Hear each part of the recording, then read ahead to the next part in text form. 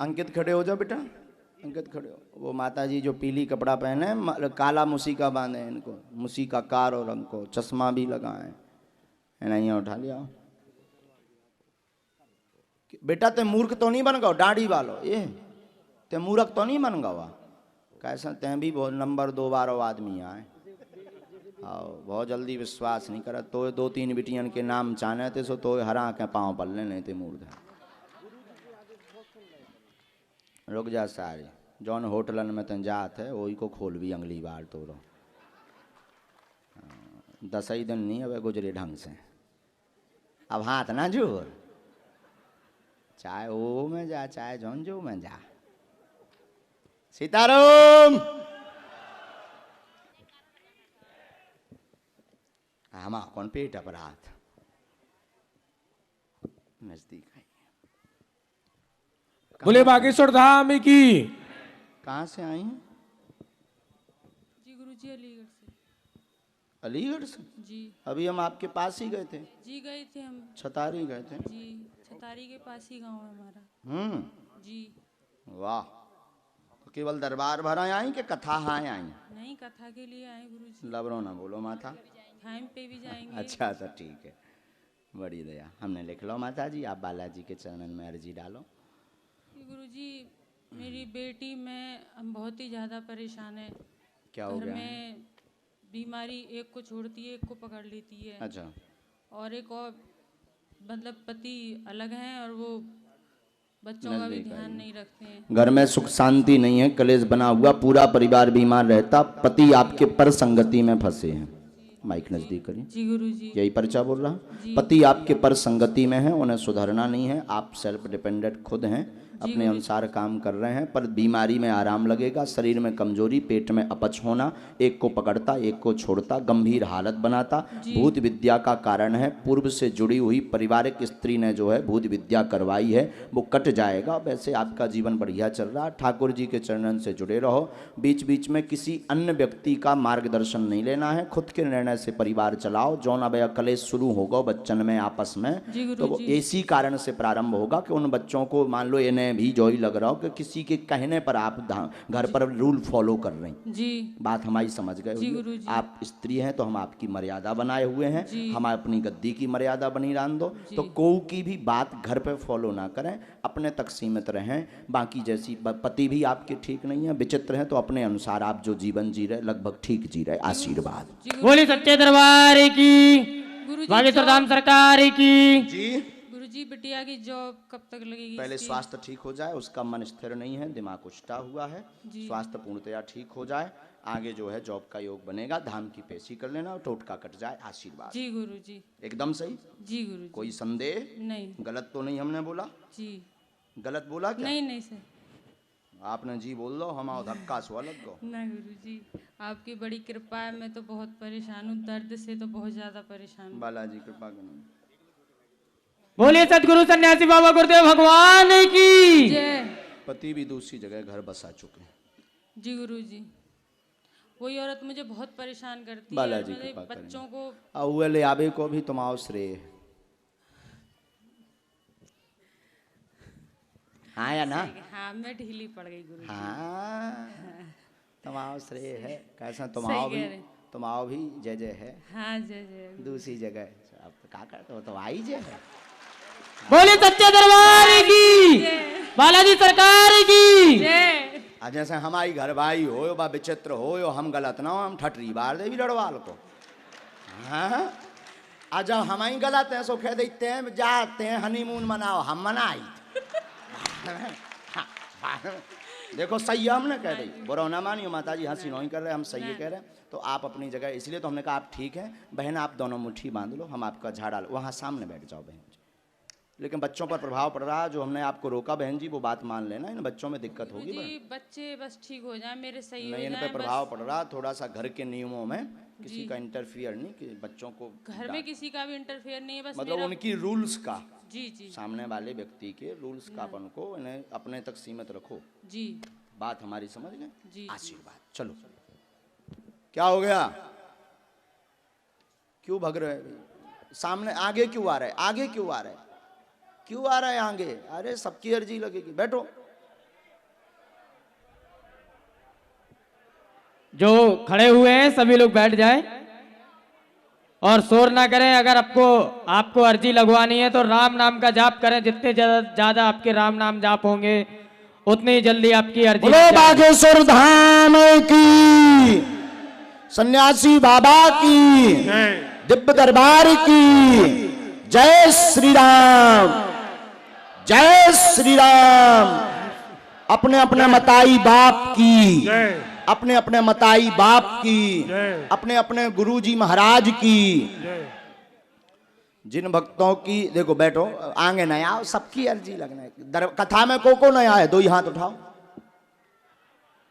आएगा कौन कौन कथा में? हाँ, काले ही पंडाल बढ़ने लो, आज ही बढ़ने पंडाल। कहाँ बैठा रहो आदमी का, छाया में ना दे हो तो कहाँ बैठा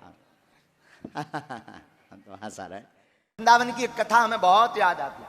वृंदावन में एक संत के मुख से हमने सुनी थी। वृंदावन में महाराज जी एक संत रहते थे जिन्हें जज साहब कहते, नाम था उनका जज साहब। लोग उन्हें जानते ही थे जज साहब के नाम से। जज साहब आ गए, आओ आओ आओ, जज साहब आ गए, विराजो विराजो विराजो। तो किसी ने पूछा इन्हें जज साहब क्यों कहते? वो महात्मा घूमते रहते थे। तो एक साधु बोले दरअसल इनको जज साहब इसलिए कहते हैं कि कुछ दिन पहले ये जज ही थे, अब साधु बन गए। साधु कैसे बन गए? बोले क्या हुआ, दक्षिण भारत में एक गांव में एक कस्बा था, गांव नहीं कस्बा, एक कस्बे में एक अदालत थी छोटी, दक्षिण भारत में। दक्षिण भारत में एक स्थान है तिरुवल्लम, वहां पर एक छोटे से कस्बे में ये जज के रूप में पदस्थ थे। वहीं गांव में एक बगल में गांव था, कस्बा से लगा हुआ, गांव में एक रघुनाथ जी का मंदिर था। रघुनाथ जी के मंदिर में पुजारी जी रहते थे, एक भोला भक्त रहता था जिसका नाम ही था भोला भगत। उसको सब लोग भोला भगत कहते। उससे कोई कुछ पूछे कि भाई ये ऐसा कैसा, बोले रघुनाथ जी जाने। उससे कोई पूछे भाई गांव में तुमने किसी को देखा, तो कहते थे रघुनाथ जी जाने। सब बात रघुनाथ जी पर छोड़ देता। बड़ा अटूट निष्ठा, देखना, विश्वासम फलम दायकम। एक बार उस भोले भगत की बेटी की शादी का समय आया, तो दो बेटा थे एक बेटी। भोला नाम तो गांव वालों ने रख दिया था। तो बेटों ने कहा पिताजी बहन का विवाह करना है, संपत्ति है नहीं है, आप एक काम करो, गांव के नगर सेठ से उधार उठा लो, बाद में हम मेहनत करेंगे, मजदूरी करेंगे, चुका देंगे। ठीक है। गांव के अमीर सेठ से पुराना जमाना 800 रुपया उधार लिए, उधारी पर, और चुकाने की बात तय हुई।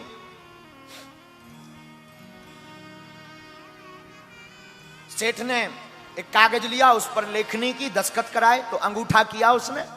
वो आया, रघुनाथ जी के चरणों में वो पत्र रखा, सरकार 800 रुपए का कर्जा हो गया, अब आप कृपा करना ये चुक जाए। ठीक है ठीक है।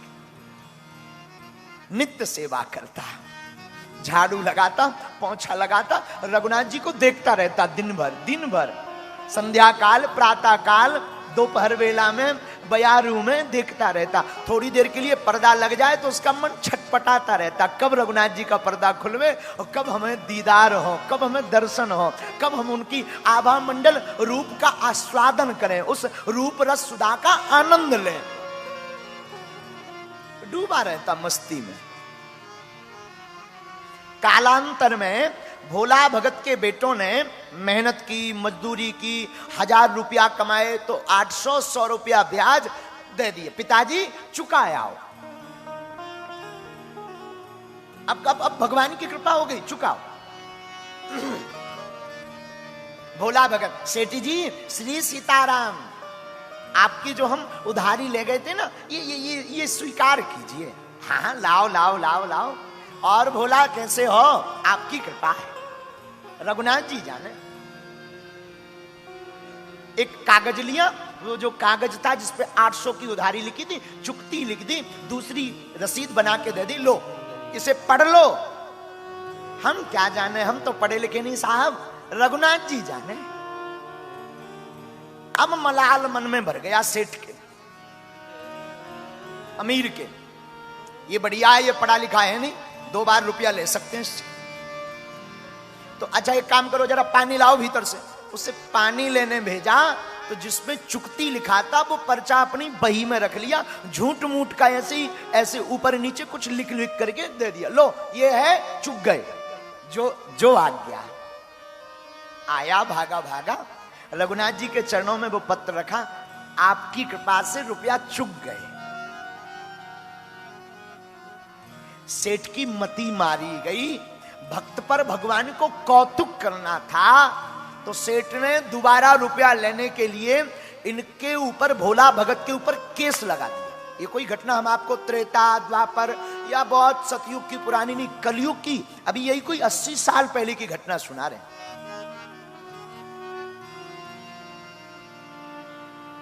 और वो केस इन्हीं जज साहब की अदालत में गया। तो जज साहब ने बुलवाया, तो अदालत में वह भोला भगत हाजिर हुआ। भोला भगत हाजिर हुआ तो जज साहब ने पूछा, क्यों भाई आपने सेठ जी के रुपया लिए? जी सरकार। जी हुजूर, हमने रुपया लिए। अच्छा तो आपने चुकाए नहीं?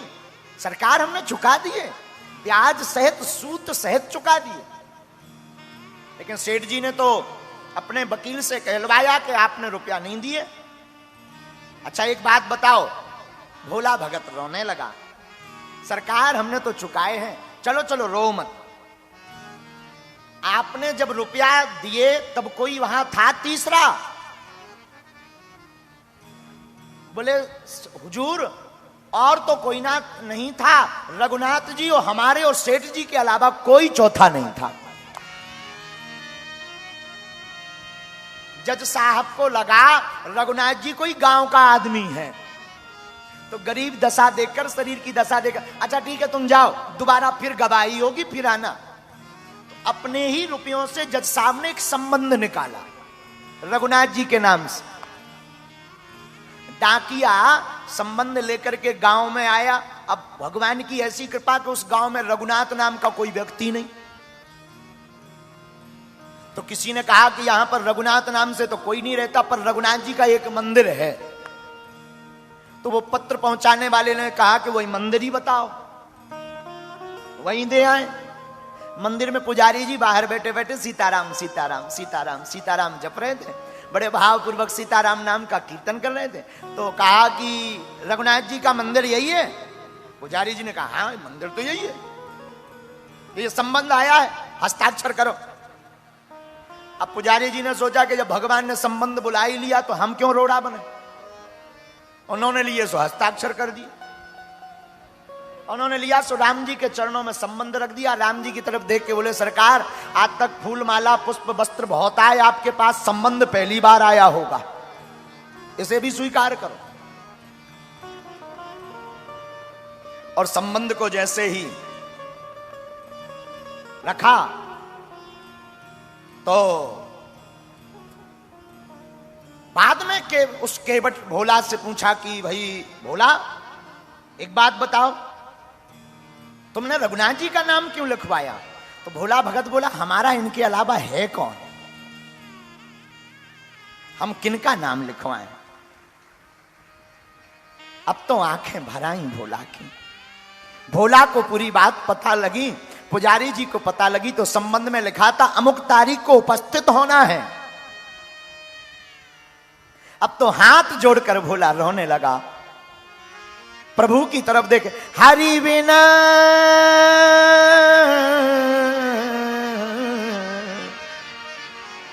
हरि बिना संकट कौन निवारे, हरि बिना संकट कौन निवारे, कौन निवारे,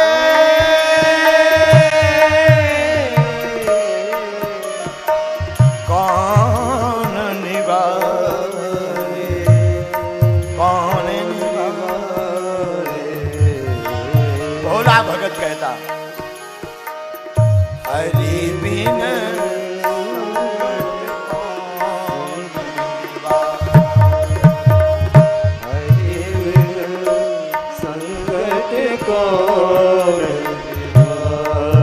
रघुनाथ जी, साधनहीन मलिन दीन में, साधनहीन मलिन दीन में, जाऊं के ही के द्वारे, जाऊं के ही के द्वारे, हरि बिन संकट कौन निवारे, हरि बिन संकट कौन निवारे। हे रघुनाथ, आपके बिन कौन है हमारो, हम किसके द्वार जाएं? रखियो लाज हमारी आज गिरधारी, आज हमारी लाज रखो, आपके बिन कौन हमारो, हम किसके द्वार जावे, किसको अपनी सुनावे? हरि बिन संकट कौन निवारे, हरि बिन संकट कौन निवारे। या अनाथ की लाज आज प्रभु, या नाथ की लाज आज प्रभु, है रघुनाथ सहाय, हाँ, है रघुनाथ सहारे, हरि बिन संकट कौन निवारे, हरि बिन संकट कौन निवारे, हरि बिन संकट कौन निवारे। भोला भगत रोने लगा, आंखों में झरझर आंसू बहने लगे। समय आ गया जिस दिन गवाही प्रस्तुत होनी थी। एक दिन पहले ही भोला भगत को पुजारी जी ने कहा कि तुम चले जाओ, दूर का मामला है, पहुंच नहीं पाओगे, तुम जाओ, आगे जाओ। उसने अपना कपड़ा पड़ा लिया, अपना सामान लिया, भगवान रघुनाथ जी की तरफ देखा, प्रणाम किया, आंखों में आंसू भरे, दीनहीन बेचारा कपड़ा लेकर के चला गया। एक दिन पहले ही दूर का मामला, रात भर अदालत के बाहर सोता रहा। सुबह हुई, प्रातः काल हुई। आज पुजारी जी ने रघुनाथ जी का दिव्य श्रृंगार जल्दी कर दिया, सुबह शीघ्र जल्दी भगवान को स्नान ध्यान करवाया, पूजा पाठ की, वस्त्र पहनाए, तिलक चंदन लगाया और कहा सरकार आज आप पहली बार बाहर जा रहे हो, मूर्ति की पूजा करके पहली बार बाहर जा रहे हैं, जल्दी भोजन बनाया, भूखे रहेंगे, वहां पता नहीं अदालत में कितना टाइम लगेगा। और आंखों में आंसू भर के पुजारी जी बोले याद रखना उस भोले भगत का आपके अलावा कोई नहीं है, और सब है, आपके अलावा कोई नहीं है, आप भूल मत जाना।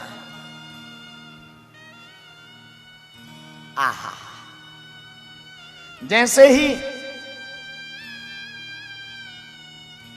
भोला भगत अदालत प्रारंभ हुई और जैसे ही जज साहब कुर्सी पर बैठे तो फाइल उठाई और फाइल उठा करके केवट भोला भगत को बुलाया तो वो कटघरा में आकर खड़ा हो गया। और जैसे ही कटघरा में खड़ा हुआ तो जज साहब ने पूछा, हाँ भाई भोला भगत जी कहाँ हैं तुम्हारे रघुनाथ जी, गवाह कहाँ हैं? हाथ जोड़ के बोला वो तो सब जगह हैं, यहीं कहीं होंगे, सब जगह यहीं कहीं होंगे, बुलवाओ। जज ने चपरासी से कहा, हाँ भाई बुलाओ जरा रघुनाथ जी को।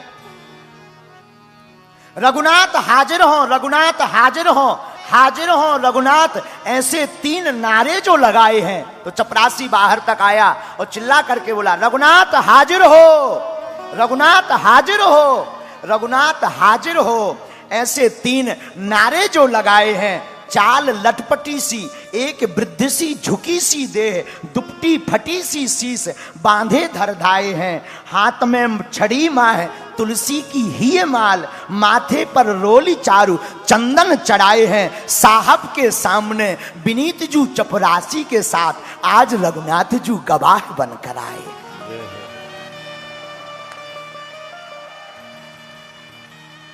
आज रघुनाथ जू गवाह बनकर आए, हाथ में एक छड़ी लिए हुए, कपड़ा फटे से भगवान पहने, मस्तक पे चंदन भगवान लगाए, शरीर कांप रहा। और चपरासी ने आवाज लगाई, रघुनाथ हाजिर हो। तो आवाज दूर से, आ रहे आ रहे आ रहे। साहब के सामने विनीत जू चपरासी के साथ आज रघुनाथ जू गवाह बनकर आए। आकर रघुनाथ जी जो दुनिया के दाता हैं, वो आज कटघरे में खड़े भये। कटघरे में खड़े भये तो चौंक गए सेठ, ये कौन आ गया? सेठ की आंखें फटी रह गई, आंखें फटी रह गई। तो भगवान ने पूछा, क्यों भाई रघुनाथ जी? और ये भोला भगत ने सेठ जी को रुपया दिए, तब तुम वहां उपस्थित थे? रघुनाथ जी ने कहा, जी सरकार, हम वहां पर थे। आपको अगर विश्वास नहीं होता है तो सेठ को यहीं बंदी बना लो, और इसकी 32 नंबर की डायरी उसके मकान में रखी है, उसके बीच में वो कागज रखा है जिस पर चुक्ती के हस्ताक्षर हैं, उसे उठवा लिया जावे। भगवान तो अंतर्यामी है, प्रभु तो अंतर्यामी है। पुलिस भेजी गई घर, चपरासी के घर से वो बही मंगाई गई, और वो रसीद पाई गई, और रसीद पाई गई, बंदी बनाया गया सेठ को, और भोला भगत को बाइज्जत बरी किया गया। लेकिन जज का मन नहीं माना। बाद में अपने केबिन में जज गए तो रोने लगे। आखिर भैया ये रघुनाथ जी कौन है? भोला भगत को बुलाया, बोले वो तेज, वो आभा हमने आज तक नहीं देखी, ये रघुनाथ जी को तुम जानते हो? तो भोला भगत ने कहा, हमारी तो रोज की पहचान है। अच्छा ये रघुनाथ जी कहां रहते हैं? बोले जहां हम रहते हैं। तो जज ने कहा, तुम कहां रहते? बोले जहां रघुनाथ जी रहते हैं। अच्छा तो ये रहते कहां? बोले मंदिर में। अच्छा ये पुजारी हैं? बोले नहीं। तो इन्होंने मंदिर बनाया? बोले मंदिर भी नहीं बनाया। फिर बोले कौन है ये रघुनाथ जी? बोले जिनका मंदिर है वही रघुनाथ जी है। और जैसे ही इतना कहा तो शिव शारद नारद शेष गणेश के नहीं ध्यान में आते रहे। सोई आज विनीत अदालत में केवटवा के गवाह कहाते रहे। सुख धोख उतर से दियो को भयो, दुख नाहिन जो तज जाते रहे। जज साहब की आंखों में आंसू आ गए। लोगों ने पूछा, तुम रो क्यों रहे हो? बोले एक गुनाह हो गया। क्या? कुर्सी पे बना जज बैठा रहा, जगदीश से खड़े समझाते रहे। कुर्सी पे बना जज बैठा रहा, जगदीश खड़े समझाते रहे। मैं कुर्सी पे बना जज बैठा रहा, जगदीश खड़े समझाते रहे। और आंखों से आंसू बह गए जज साहब के। और उस दिन के बाद कभी अदालत में नहीं बैठे। लोगों ने कहा, कहां जा रहे हो? बोले जहां से गवाह आए थे, अब उन्हीं गवाह के चरण शरण में जा रहे। वृंदावन आ गए, तब से वृंदावन में उन्होंने वास किया। ये बात उनके लिए है जो कहते महाराज भगवान मिलते नहीं, भगवान का मिलना कठिन नहीं है, हमारा आपका सरल होना कठिन है। हे मुरलीधर छलिया मोहन, हम भी तुमको दिल दे बैठे, गम पहले से ही कम तो न थे, एक और मुसीबत वृंदावन बिहारी लाल की जय। शेष भागवत की चर्चा हम करेंगे, आज भगवान का अवतार है, लेकिन उसके